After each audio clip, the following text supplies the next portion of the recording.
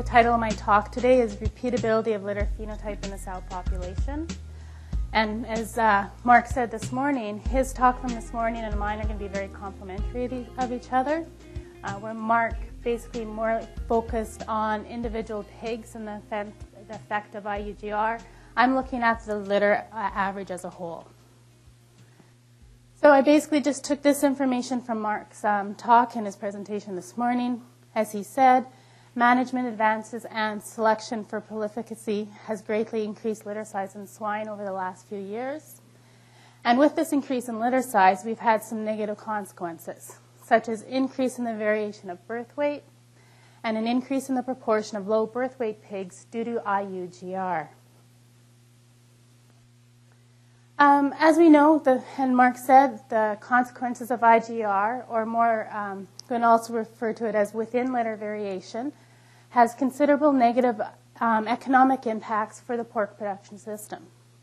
We know that intrauterine growth retardation results in an increase of runting, or the percentage of low birth weight pigs within the litter. We have an increase in pre-weaning mortality, a decrease in growth rate in all phases of production, including the pre-weaning phase, the nursery phase, and the growth finish phase. We have negative effects on carcass quality.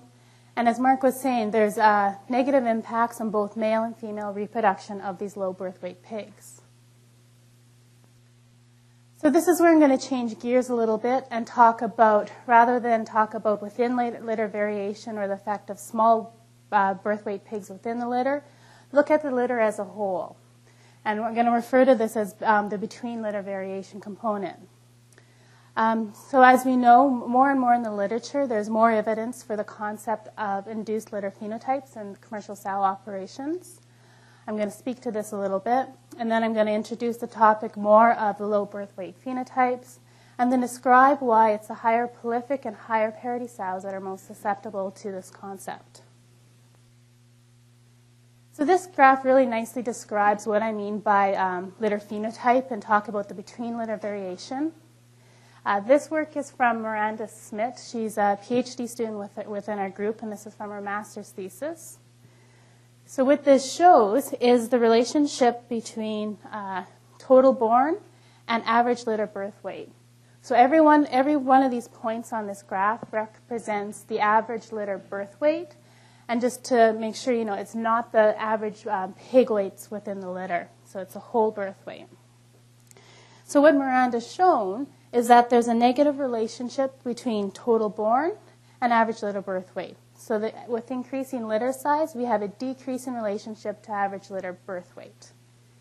What Miranda has also shown, as you'll notice here, it seems to, when we have higher litter sizes, we have a bit of a decrease in the variation around the mean. To refine our data, Miranda has excluded litters that have greater than 15 total born. And this is because in the higher litter sizes, uterine capacity really starts to limit average litter birth weights. And likewise, she's eliminated the pigs with a litter size of less than 10 total born.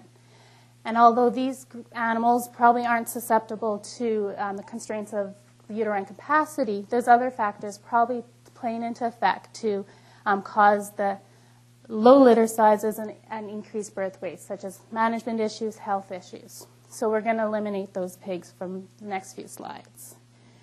So the resulting litter sizes we're looking at is total born between 10 and 15. Again, you can see the same negative relationship exists between birth weight and total born, but the decrease in average litter birth weight is marginal. So it only counts for about 200 to 300 grams of the decrease in birth weight. And what we really see accounts for the most variation is within litter size. So if we look at these sows, for example, with a total born of 14, we can see that there's about a kilogram difference between the highest average litter birth weights and the lowest average birth weights. And this is what we're starting to look at as phenotype. So for Miranda's work, she's classified the top 15% of these litters in terms of average litter birth weight as high birth weight, and the bottom as low birth weight. So again, this is some of Miranda's data. what it shows, again, she's classified the sows as the high or low birth weight litters. If we look at average litter birth weight, as expected, because we classified them based on here, the high litter birth weights have 1.8 kilograms as a litter weight average at birth compared to 1.2. Total born, because Miranda limited the data set between 10 and 15, it's not different between the high and low birth weight litters at 12.3. She has shown that born alive is in fact different. Those pigs out of the sows with the high birth weight litters had about 0.7 pigs more born alive. Born dead was on the converse side. The low birth weight pigs had more born alive. And even at weaning, those low birth weight pigs wean fewer pigs. And what isn't shown here but can be inferred is that pre-weaning mortality in these low birth weight pigs is higher. So this data really confirms it's that these low birth weight phenotypes are going to be a concern in the industry, and we really need to address them. Miranda has further looked at, this is a different study, but she has classified sows the same way. She classified sows into low, medium, and high. And we can see here at every phase of production, at birth, by weaning, during the nursery phase, and by 150 days, those low birth weight pigs are always lower than those high birth weight pigs at every phase of production. And what is really important to note here is that it took the low birth weight litters about 9 days longer to reach the same slaughter weights as the high birth weight litters. So just to conclude a bit of the background and some of Miranda's work here, is that the constraint on the average birth weight litters applies to the entire litter and not just the small pigs within that litter. Miranda has confirmed that those low birth weight litters have increased pre-weaning mortality, reduced survivability, reduced growth rates and efficiency, increased variation in pig market weights, and the slow-growing pigs need to stay in the barn longer to hit carcass weights. So how this phenomenon occurs, what we're looking at is the phenotype of these animals. So this is more the measurable trait that we can see at farrowing. And it results, it is controlled by the overall genetic makeup of the animal, but there are several component traits that interact in environmental pressures that cause the phenotype to occur. In particular, if we're looking at the average litter birth weight, it is the factors that control litter size, such as ovulation rate and embryonic fetal survival, and the factors that control prenatal growth, such as uterine capacity and placenta function, that interact, and the resulting is either the low birth weight or high birth weight phenotypes that we observe and that we can measure. So I mentioned that it's often the higher parity sows or the higher prolific sows that are most susceptible to having low birth weight phenotypes, and this diagram illustrates why. This data was taken from a study that was about 500 sows, but it was a planned depopulation. We had the opportunity to rebreed these animals after weaning, and then they're predicted to be euthanized at either day 30 or day 50 of gestation. So one of the factors that we measured, we counted the number of CLs or got an estimation of overall ovulation rate. So as you can see retrospectively, we classified sows based on parity. So we have the younger parity sows, the parities 2 to 3, mid-parity sows, parities 4 to 6, and the little bit more geriatric sows, parity 7 and greater. And we looked at the percentage of sows with greater than 25 CLs, or ovulation rates are greater than 25. So what this data shows, it's the higher parity sows that have the highest ovulation rate. So these sows are going to be most susceptible to suffering from uterine crowding, and we'd predict that they'd be most likely to suffer from the low phenotype. This is just taking this same data set a little bit further. So we counted the number of embryos and fetuses at day 30 and day 50 of gestation. So the overall number is represented here on the horizontal axis. And we just look at the overall percent or the distribution that each category has achieved. So first of all, if we look at the number of embryos present at day 30 of gestation, we can see a couple things. Average number of embryos at day 30 is probably around 17 or 18. The uppermost sows having still, at day 30 of gestation, having 28 embryos. In comparison, if we look at the distribution of number of fetuses at day 50 of gestation, we notice that the distribution is completely shifted over to the left a little bit. The average number of fetuses present at day 50 of gestation is about 12 or 13. And again, the uppermost number of fetuses at day 50 is 18. So what we really notice, compare between day 30 and day 50 of gestation, there's a lot of embryo loss, especially of these embryos right here, that are present at day 30 but aren't present at day 50. And this is probably because due to exceeding uterine capacity. And these sows that aren't present here are still present here, but these are the sows that are most likely going to suffer from the low birth weight phenotype. So just a quick summary to where we're at. We know that the factors that we're looking at for the average litter birth phenotype is controlled by several component factors. But what we're most concerned about, what is most impactful in the systems here, is postnatal growth. I've summarized Miranda's data and showed that the low average birth weight phenotypes are really limited in postnatal growth. So moving forward with the rest of the talk, we're going to look at ways to identify litter phenotype and then just suggest some selection and production strategies that will show you how to suggest how to deal with them, because they are part of the herd and you will need to be able to manage them. So the first question we want to look at is litter phenotype repeatable? And this work is from Egbert Knoll, and the answer to the question with this data is yes, litter birth weight is repeatable. So this is a different data set from what Miranda has shown us before, but he's analyzed the data in the same way. So he looked at the relationship between total born and average litter birth weight. And just as Miranda showed, there's a negative relationship between these two factors. Increasing total born results in a decrease in average litter birth weight on average. But what Egbert has shown, if we look at these pink lines here, this represents one sow over 7 parities. And you can see at each one of these parities, she was in fact she repeated the low birth weight phenotype, every single one of these. And in comparison, this is a sow with 4 parities, and at every one of these parities, she too exhibited the high birth weight phenotype. So based on this data, it really appears that birth weight phenotype is indeed repeatable. So we had the opportunity to obtain a large data set from a collaborating farm located in Saskatchewan. It's a fair to finish farm. And we wanted to use this data set to be able to see if we can identify phenotype and ask the same questions that both Miranda and Egbert has done. So in this system, the system has both a production nucleus and multiplier tiers. There's large white and landrace females, so that's what the families we're looking at. There's 9,000 individual parity records from about 2,200 multi-pair sows.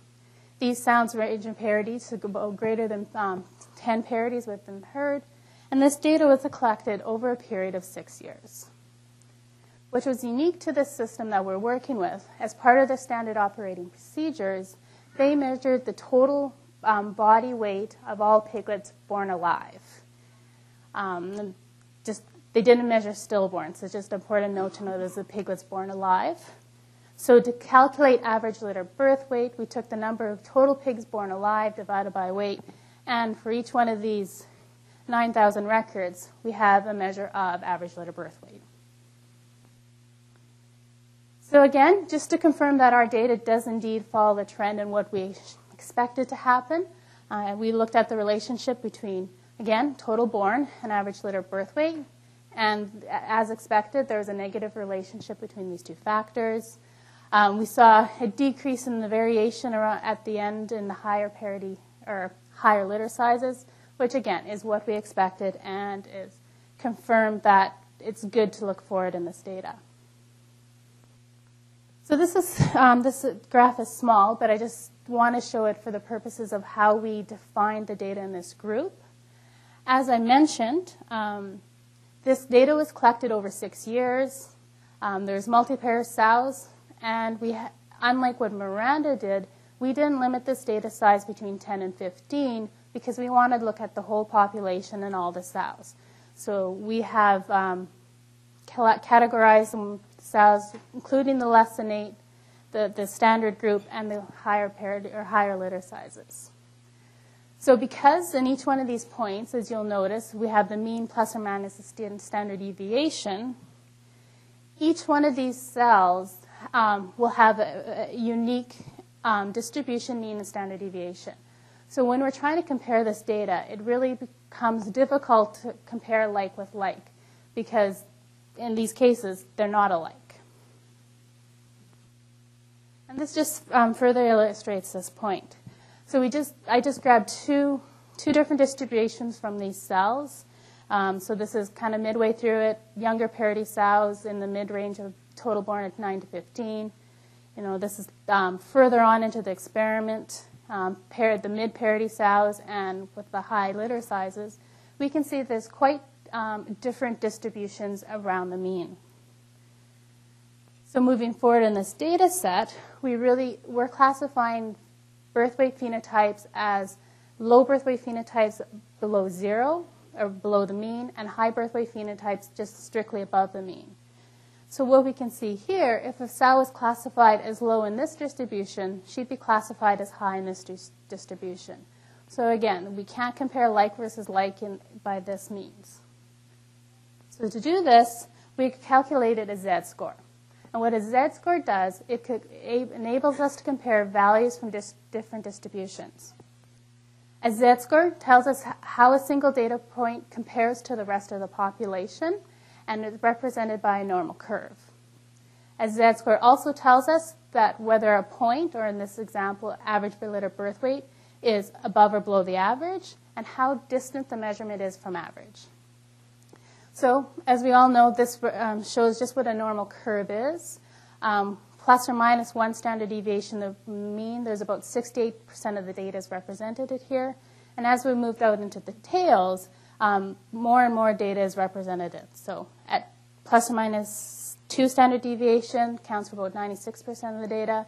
And by 3 standard deviations above and below the mean, about 99 or 0.7 of that data is represented. So what I did with each one of those categories, accounting for parity, year, and litter size, we calculated an individual Z-score. And then this just shows how the Z-scores relate to the normal distribution. So now that I can graph them as a normal distribution, I can compare all these Z-scores as like versus like. Again, moving forward, like I would want to really stress is that the low phenotype just isn't going to be the extremes. It's going to be below the mean, and the high phenotype is just strictly above the mean of 0 in the Z-scores. And just to confirm that our data does indeed follow what we would expect, as you can see, it does follow what would be expected from a normal curve.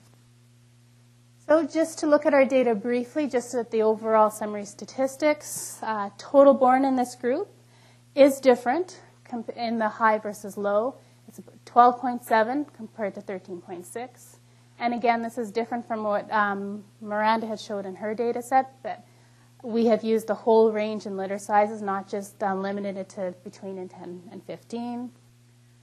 Correspondingly, born alive is different as well. Those out of the low phenotype had more pigs born alive.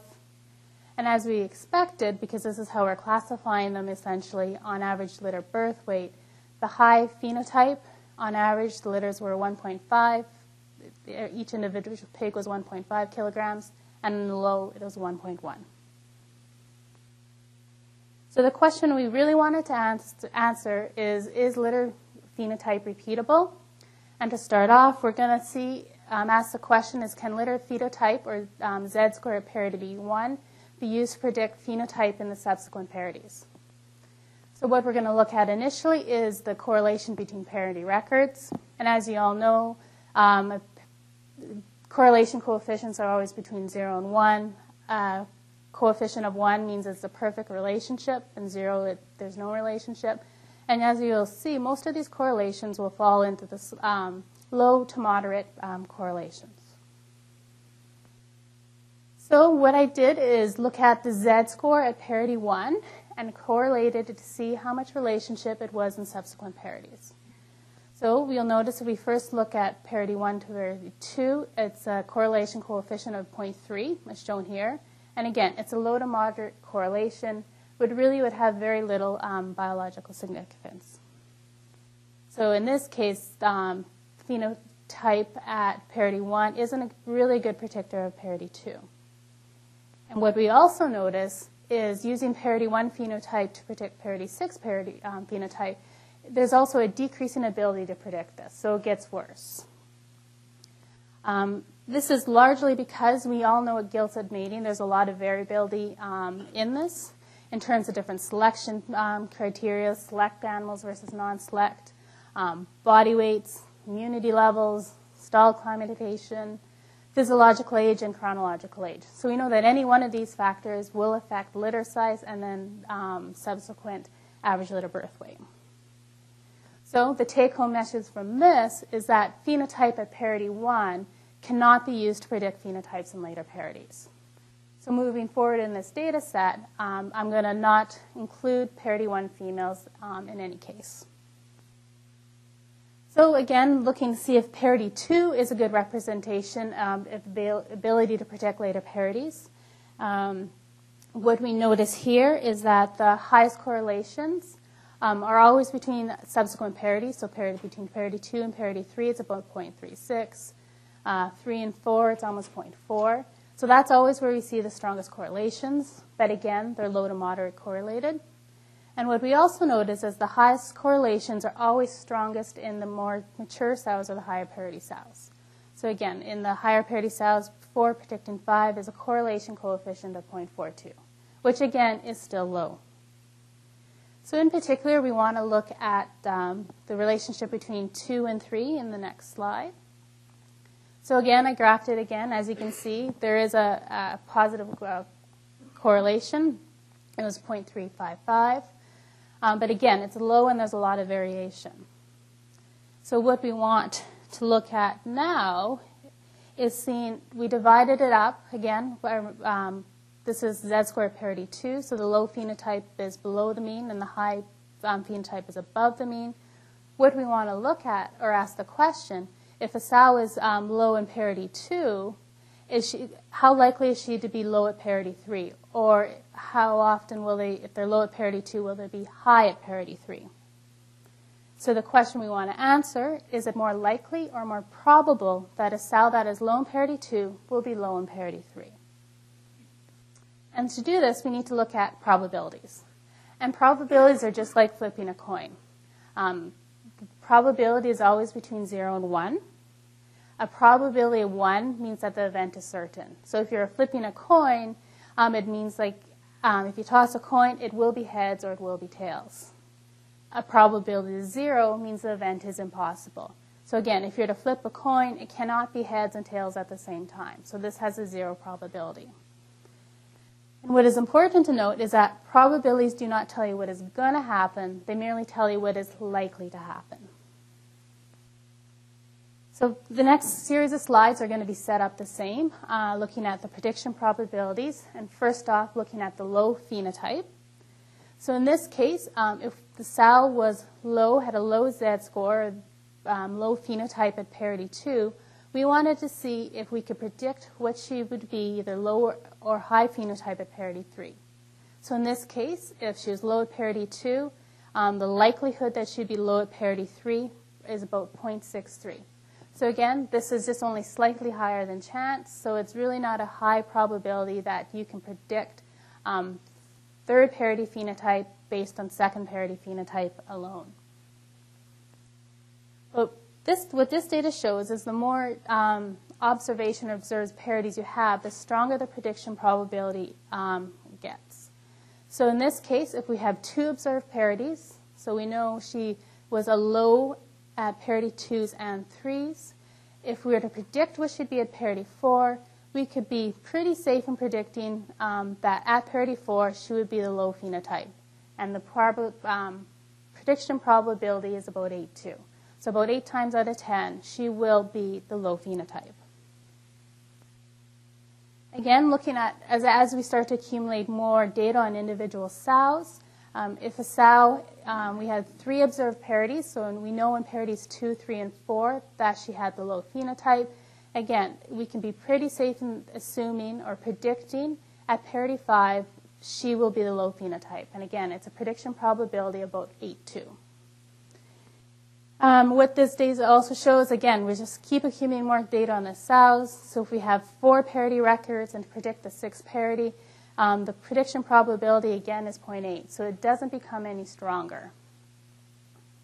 So what this data really shows that when you were starting to predict when sows are going to fall into the different phenotypes, it's safe to do it, especially in the low phenotype, after you have 2 records of low phenotypes. So looking at the high phenotype, which again isn't probably as big as a concern to the industry as the low phenotype, but it's interesting to see the comparison. In the high phenotype, predicting that, again, it's very similar. If you have 1 observed record of her falling high in parity 2 and trying to predict parity 3, it's about 0.6. Again, this is a low probability, so it's only slightly higher in chance. And in contrast to what we saw in the predicting the low phenotype, having 2 parity records of high, it's still a fairly low prediction probability to predict based on those 2 records that at the 4th parity that she will be a high phenotype. Again, it's only slightly higher than chance. However, when we have 3 observed parities, so parities 2, 3, and 4, that the sow will fall in the high phenotype, again, the prediction probability becomes higher. So it's about 0.76. So we can be more confident in predicting the likelihood that this sow will fall in the high phenotype again. Again, just showing if we keep collecting more data, the prediction probabilities just slightly keeps getting a little bit better. The more data we have, we can keep using this data to predict that she will indeed be in the high phenotype. So the question we wanted to answer is litter type phenotype repeatable and predictable? And I think the answer is yes. Particularly in the low phenotype, sows producing the average birth weight phenotype can be most accurately predicted after parity 3, so after you have 2 parity records. And this is when any intervention should be made or any management strategies implemented. You don't need to wait any longer than parity 4 because the accuracy of prediction doesn't get any better. So here I'm going to suggest just a few of the different production strategies that you can implement at the sow or litter level. So if you know sows are going to fall into the low phenotype, you may want to segregate sows into farrowing rooms based on their expected birth weight phenotype. Might be because if you have a room full of just low phenotype animals, you can have better care and attention to these litters because you know they're going to be the small, have more incidence of runting and be the smaller litters. You might want to segregate different birth weight litters into different nursery grow finish flows. You might be able to adjust your nutrient requirements to reflect the expected lean growth potential of each of these groups. So the low one, we know we're going to have a lower growth rate compared to the high birth weight phenotypes. You might want to market progeny of different birth weight categories at different market weights or different ages. And there is some products on the market there that you might want to target nutritional interventions at sows, particularly with the low birth weight phenotype, to really counteract some of the negative effects that we'll see on overall growth performance. Also, we might want to recommend some strategic culling, especially of those sows that produce the low phenotype for 5 consecutive parities or fall in the extreme low category. We might want to consider culling them because we know that they'll have such a negative impact on the production system. So again, this is the same distribution I showed before, having the low and birth weight, high birth weight phenotypes. But what I'm showing here is 3 particular sows. So each sow is represented within the circle here. So this is one sow, second, and the third. These numbers correspond to the parity. So this sow, in this case, we measured at parity 2, 3, 4, and 5. And the parity is always in line over the Z-score she achieved in that parity. So at parity 2, this sow had a Z-score of -3. At parity 3, this sow had a Z-score of -2.5. So as you can see, these sows always fall in the very extreme sides of the low birth weight phenotype. And I think why we can feel safe in recommending culling them, because it represents such a low percentage of these animals in your herd. As I mentioned, to have a standard deviation of 1.5, greater than a standard deviation of 1.5 only is going to represent about 3% of your animals. And animals that actually fall consistently in these extreme low categories is going to be even a smaller percentage of this. So really, we're not recommending culling a large number of sows. Only about 1 to 2% of these sows that we know are going to have the most negative impacts in the herd. So for the high phenotype, again, they're probably not as big as a concern to have a negative productivity, but we know that these sows can be most accurately predicted after parity 4. And this is because we feel that its uterine capacity is probably limiting the full expression of birth weights in younger parities. So we need these sows to get older and have the higher ovulation rates and be the more prolific sows to really start exhibiting this high birth weight phenotype. So future work that we're looking at for these studies or for this data set, we want to answer 2 different questions. We want to look at the effect of low birth weight phenotype on reproductive performance, which I'll show in the next slide. And what we haven't had a chance to look at yet is phenotype repeatable over generation. So we want to know if we have parity records to know about 4 or 5 generations out. So we want to know if the grandmother is a low repeating phenotype, is she going to pass this on to her subsequent generations? So this is just looking at a bit of the productivity of the high versus low phenotypes. And this is similar to one of the slides that Mark showed this morning. So on the bottom axis, we're looking at just purely by the weight categories. So we have those pigs of less than a kilogram, 1 kilogram to 1.25 kilograms, and so on, up to greater than 2 kilograms of the average litter birth weight. And here we're looking at the percentage change from average. So the 2 factors we're looking at is the average parity that these sows out of these phenotypes achieved in the herd. So the average parity of these animals was 4.2. And we're also looking at pigs produced. So the average pigs produced over the lifetime in these cases was 52.8. What we really notice here is that these extreme low birth rate litters are the ones that are most negatively impacted. So they have for parity, they achieve 8% less than the average of 4.2, and they're also going to achieve produce for fewer pigs' lifetime. So as you can see, it's the same correlation that Mark showed.